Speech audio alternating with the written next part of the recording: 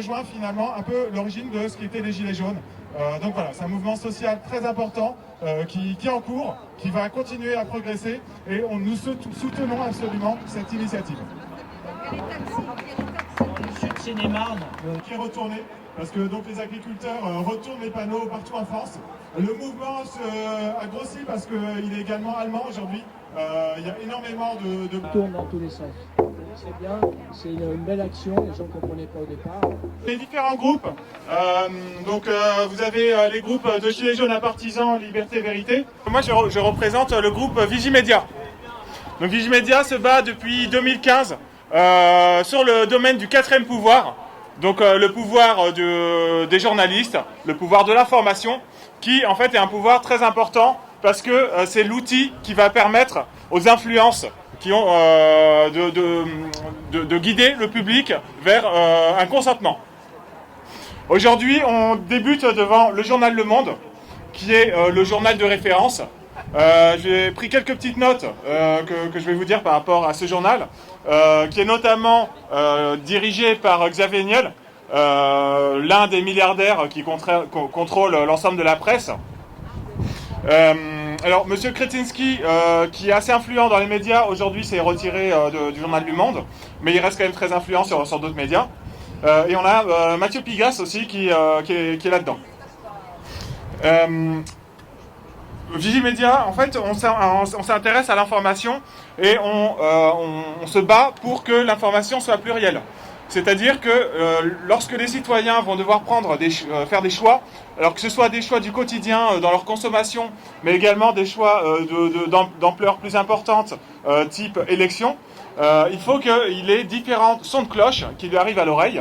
Et aujourd'hui, malheureusement, il y a certains sujets très importants qui touchent notamment le domaine de la guerre, qui touchent le domaine évidemment de l'économie, de la santé, qui sont complètement occultés par les journalistes.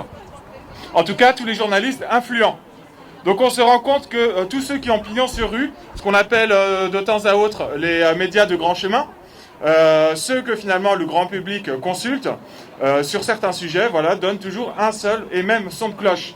Et donc la population n'ayant pas forcément le temps de s'instruire, de prendre le temps de consulter différentes sources, ils ont une véritable responsabilité.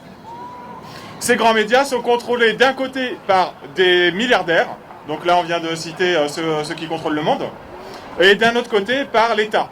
Et on se rend compte que tous ces petits copains, finalement, sur les sujets qui ont vraiment de l'importance, et notamment sur les sujets qui nous sont vraiment très chers, de la souveraineté, alors que ce soit la souveraineté nationale, mais aussi la souveraineté du peuple par la démocratie et la justice, vont toujours dans le même sens. Donc, par rapport à ça, nous considérons que ces grands médias ont une véritable responsabilité par rapport à l'influence qu'ils ont sur le grand public. Et nous souhaiterions que le peuple puisse avoir un contrôle sur ces différentes instances. Parce que sans information, le public ne pourra pas faire des choix corrects. Aujourd'hui, nous allons faire un parcours qui commence donc devant Le Monde, qui est vraiment le journal de référence, et donc qui est subventionné évidemment par ces milliardaires, mais il y a aussi de l'argent public qui circule. Et on a également donc de l'argent privé, de l'argent public. Non, tu parlais du parcours. Je reviens sur le parcours juste après. Ce que je voulais dire, c'est que il y a aussi de l'argent privé un petit peu caché. Et notamment, on sait que Bill Gates a mis des sous dans le journal Le Monde. Le parcours, donc on commence ici, et on va, comme chaque premier samedi du mois, faire une manifestation qui s'appelle Libérons l'info, dans laquelle on va visiter différents médias. À la base, on voulait visiter des médias qu'on soutient également, parce qu'ils ne sont pas tous à jeter. Et même dans ces grands médias, il y a toujours de la bonne information, mais globalement, on voit qu'il y a quand même l'info occultée. Et donc, on va aller à Libération, qu'on n'a jamais fait jusqu'à maintenant, qui appartient évidemment au groupe Altis. Enfin, en tout cas, qui appartenait au groupe Altis. Et on va terminer aussi devant l'école de journalisme, parce que c'est important d'avoir un message à tous ceux en fait, qui vont arriver dans ce milieu. Et qui ne connaissent pas toujours ce qu'on appelle la charte de Munich, qui est vraiment un texte de la déontologie du journaliste, que tous les journalistes malheureusement ne connaissent pas, et on fait en sorte de leur reciter sans arrêt les droits et les devoirs du journaliste. Voilà, donc on vous remercie d'être là tous. On va partir là de façon imminente. On va dans un premier temps aller à Place d'Italie, puis Libération et l'École supérieure du journalisme de Paris. Merci. Bonjour, je voulais simplement rappeler que les agriculteurs français, que les agriculteurs allemands sont en grève depuis de très nombreux jours et que les médias n'en parlent absolument pas. C'est quand même fondamental dans une société, l'agriculture. Et aujourd'hui, vous avez des Français, des Allemands, et en fait un peu partout en Europe, les gens qui sont à la base de la société, qui sont profondément méprisés par les médias. C'est un scandale absolu. Et donc les gens qu'on devrait respecter le plus, car c'est eux qui nous nourrissent, c'est eux qui travaillent dur, n'ont droit à aucun respect. Et la France aujourd'hui, c'est ça, c'est le mépris pour les gens de bien, et vraiment les honneurs et la gloire pour les gens qui ne valent rien. Donc au nom du groupe Liberté Vérité, hein, on souhaite la bonne année, très bonne, heureuse année de bonheur, de prospérité et santé pour cette année nouvelle. Et voilà, donc nous on a plein d'idées encore d'événements, on va les organiser pour les Gilets jaunes, pour les résistants. Et on n'arrêtera pas parce qu'on pense que cette année ça va être vraiment une année très importante pour la résistance de France. Et il y a de très bons événements qui vont nous arriver en notre faveur. Donc très bonne année, tenez bon, soyez courageux et croyez en la victoire pour cette année. Voilà, merci. Bonne année, c'est Marc, faut que je le sache, ils ne connaissent peut-être pas. Enfin, mon avis, ils me connaissent. Bonne année, hein, bonne santé. Alors dire bonne année pour 2024 quand on pense que ça va être une année extrêmement difficile, je vais quand même le dire, hein, bonne année et bonne santé. Il faut garder le moral et je crois qu'il va falloir peut-être sur certaines phases être discret, mais n'empêche rester mobilisé. Et ça au niveau de la France, mais pas seulement au niveau français, mais aussi au niveau européen. Hein.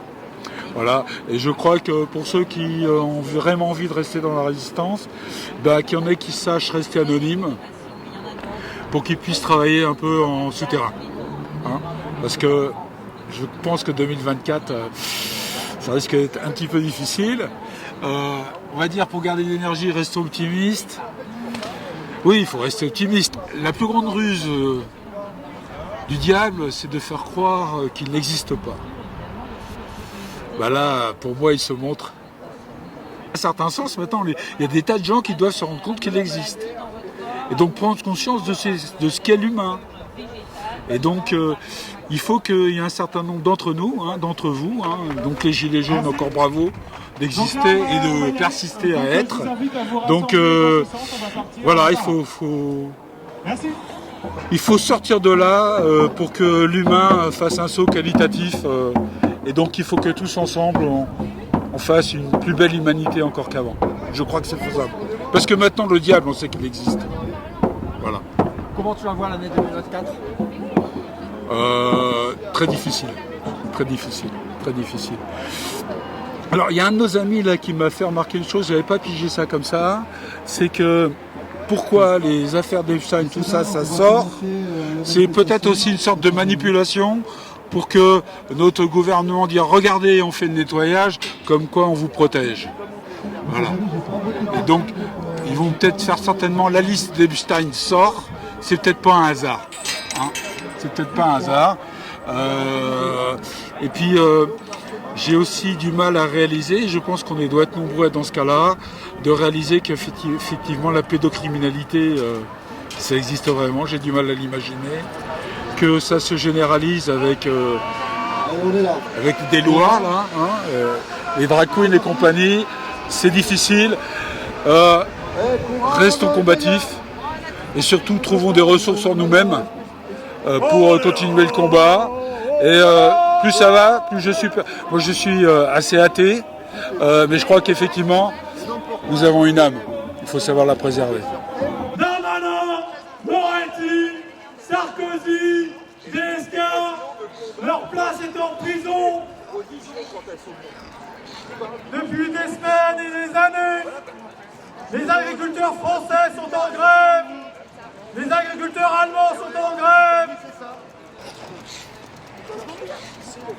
veux bien une pancarte,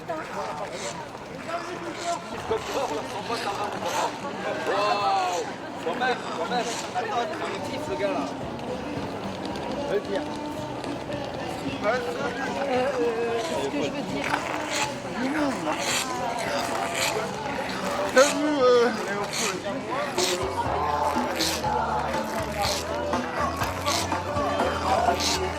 Les médias vous mentent avec de fausses informations, ils vous mentent par omission, et ils vous mentent surtout sur les chiffres.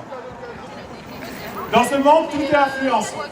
Dans le monde humain, démission Darmanin, démission Darmanin, Darmanin, démission. Dès lors que nous avons des communautés humaines, nous avons toujours une notion d'acceptation du peuple pour aller dans un sens donné. Et on se rend compte depuis la nuit des temps que ceux qui souhaitent obtenir le pouvoir sont toujours ceux qui vont garder une influence sur les autres, sur les grandes masses. Le peuple a l'habitude donc de se faire un avis par rapport à ce qui l'entoure, ce qu'il voit. Sauf que depuis que les médias se sont mis en avant, on va avoir de plus en plus une perception de la réalité qui va être modifiée par des professionnels. Cette perception de la réalité permet de modifier l'idée que les gens se font du réel et donc vont leur faire prendre des décisions qui vont à l'encontre de ce qui serait bon pour eux. Ceux qui contrôlent ces médias font tout pour modifier cette opinion et utilisent des principes psychologiques très avancés pour contraindre l'opinion et faire en sorte que ce qu'ils vont faire soit accepté. Toutes les guerres ont toujours été créées, toujours été initiées par un discours de haine qui est véhiculé. C'est-à-dire que c'est d'abord la parole, les idées, la parole, qui va ensuite se concrétiser dans des faits réels. Pourtant, tous les soldats n'auraient aucun intérêt à se battre, à risquer leur vie pour les intérêts de certains qui souhaitent finalement obtenir des parts du gâteau toujours plus grosses. Donc ça, c'est une histoire de l'humanité, on l'a depuis toujours. Certains donc utilisent ces médias pour garder le pouvoir, d'autres pour carrément tuer, voler le territoire des autres. Aujourd'hui, on nous dit qu'on est en démocratie. La démocratie n'est pas. La démocratie, c'est véritablement le pouvoir du peuple. Et l'idée, c'est de donner la pression au peuple, et donc on a toujours à cette fabrication de l'opinion publique, et donc la modification du réel. Le public aujourd'hui a l'impression que nous sommes en démocratie parce que nous mettons de temps à autre un bulletin dans une urne.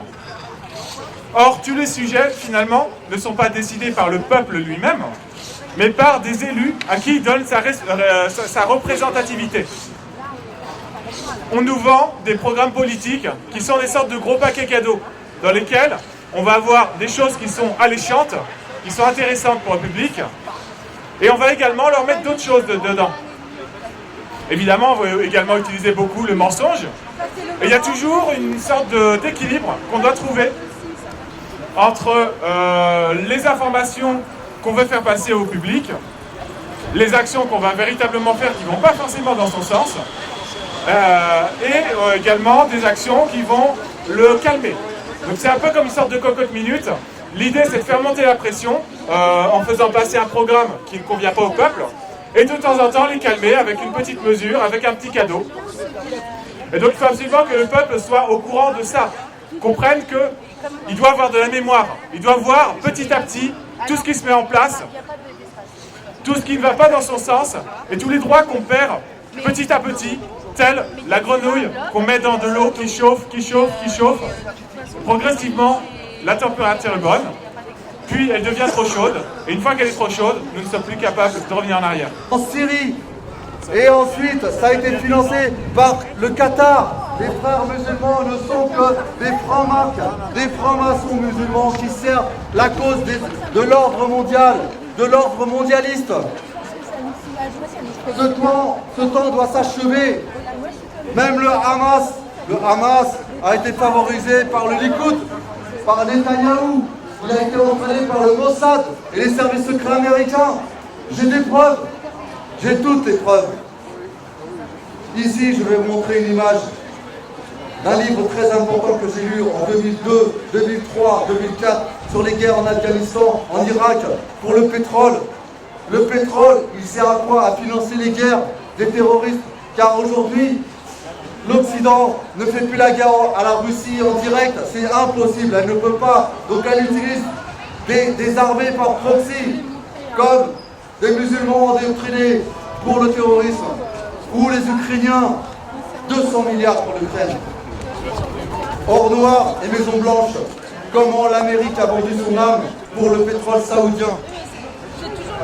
Robert Bauer, ex-agent de la CIA, regardez.